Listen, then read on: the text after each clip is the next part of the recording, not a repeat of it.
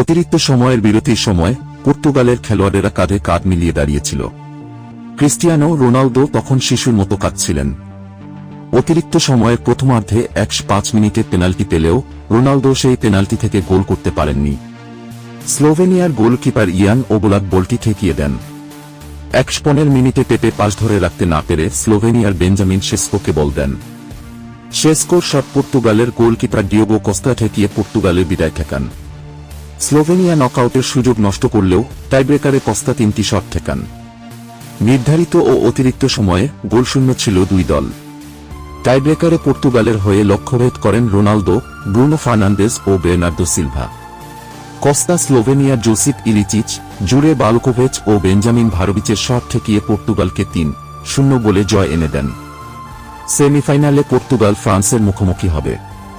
নির্ধারিত সময়ের দুই অর্ধে রোনালদো 3টি ফ্রি কিক নিয়ে গোল পাননি।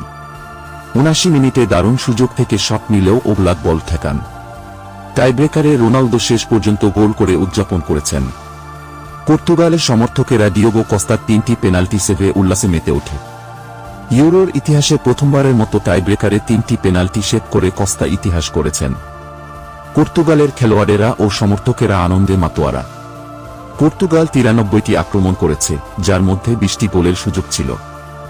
অতিরিক্ত সময়ের শেষে ডিয়েগো জোতা পেনাল্টি পেলেও ওবলাক রোনালদোকে ঠেকান। স্লোভেনিয়াও কয়েকটি সুযোগ পেয়েছিল, কিন্তু গোল করতে পারেনি।